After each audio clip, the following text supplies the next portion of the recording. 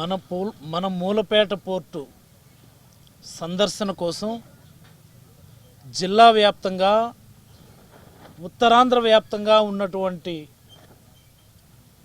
అనేక మంది ప్రజాప్రతినిధులు, తాజా మాజీ ప్రజాప్రతినిధులు అందరూ కూడా 30వ తేదీన టెక్కలి నియోజకవర్గం ప్రజలు, జిల్లా వ్యాప్తంగా ఇతర నియోజకవర్గ ప్రజలందరూ కలిసి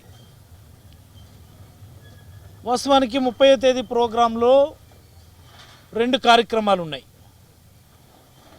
సెలెక్ట్ ప్రతినిధులు పోర్టును సందర్శించి పోర్టు పనులు ఎలా జరుగుతున్నాయి, ఏ స్థాయి మేరకు జరిగాయి అన్నటువంటి విషయాలను సందర్శించడం, మరి అలాగనే ఆ వివరాలన్నిటినీ కూడా జిల్లా వ్యాప్తంగా ఉన్నటువంటి ప్రజలందరితో పంచుకోవడానికి ఈ R&R కాలనీకి సమీపంలోనే ఒక వేదిక ఏర్పరచుకొని ఒక బహిరంగ సభ పెట్టుకుంటాం.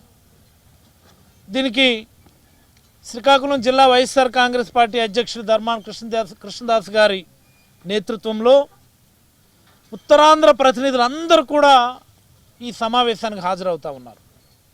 ఈ కార్యక్రమం బాధ్యతలన్నింటినీ స్థానిక ఇన్ఛార్జ్ సోదరుడు పేరాడు తిలక్ గారు పెద్ద ఎత్తున ఇక్కడ ఏర్పాట్లు చేస్తూ ఉన్నారు. మీరు అందరూ కూడా చూశారు.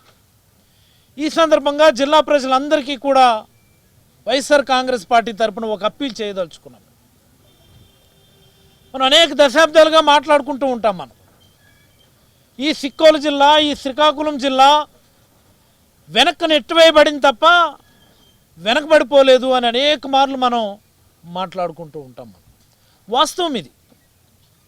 ఈ జిల్లాలో అనేక మార్లు అధికారంలోకి వచ్చి అనేక మార్లు అధికార పదవులు అనుభవించినటువంటి ఒక కుటుంబం కింజరాపు కుటుంబం ఉంది. మనల్ని ఈ రాష్ట్రానికి ఎక్కువసార్లు పరిపాలన చేసినటువంటి ముఖ్యమంత్రి తెలుగుదేశం పార్టీ, అలాగే చంద్రబాబు నాయుడు గారు ఉన్నారు. నేను అడుగుతా ఉన్నా, జిల్లాలో యువకులందరూ కూడా ఇది గమనించమని కోరుతున్నా, సానుకూలంగా గమనించమని. ఇదేదో ఎవరికి విమర్శించాలన్నటువంటి ఉద్దేశం మాకు ఎవరికీ లేదు. డిబేట్ చేసుకోమని అడుగుతున్నా యువకులందరికీ కూడా. ఈ 4వ దఫా ముఖ్యమంత్రి అయినటువంటి చంద్రబాబు గారు ఈ జిల్లాకు చేసినటువంటి మేలేంటి అనేది ఒక్కసారి అన్ని పార్టీలో ఉన్నటువంటి యువకులకు ఒకసారి ఆలోచించుకోమని కోరుతున్నాను. నేను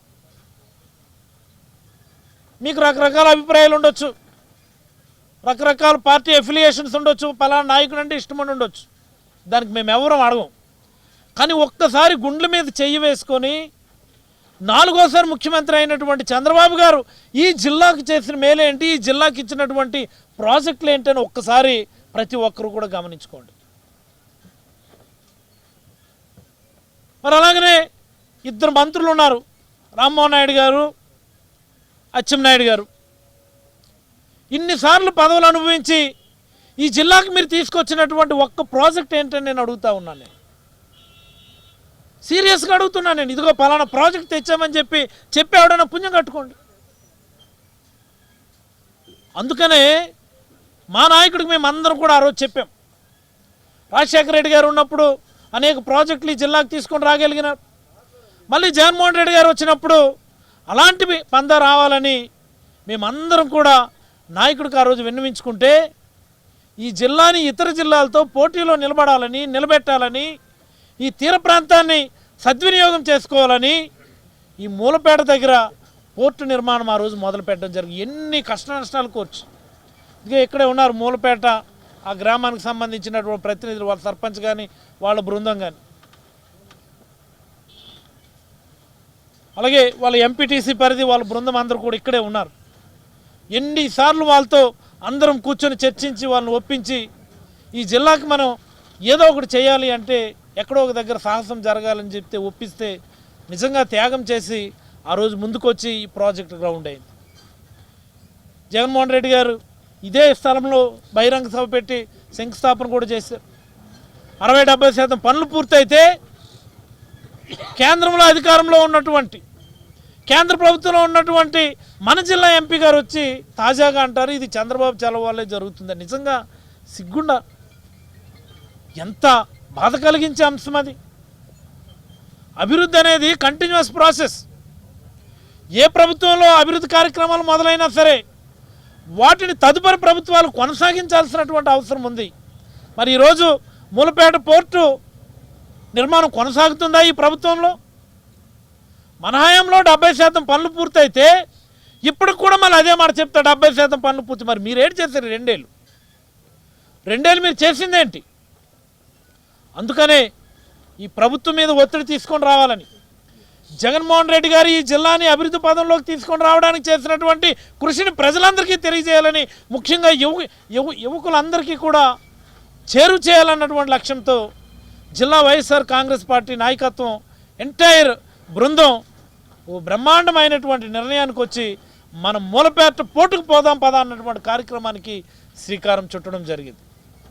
పోలీసు వారు కూడా మేము విన్నవించదలుచుకున్నాం. మేము ఇదేదో బల ప్రదర్శన కోసం చేసేటటువంటి కార్యక్రమం కాదు.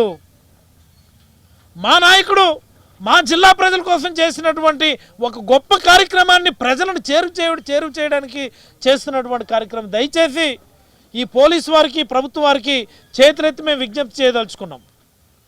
సహకరించండి.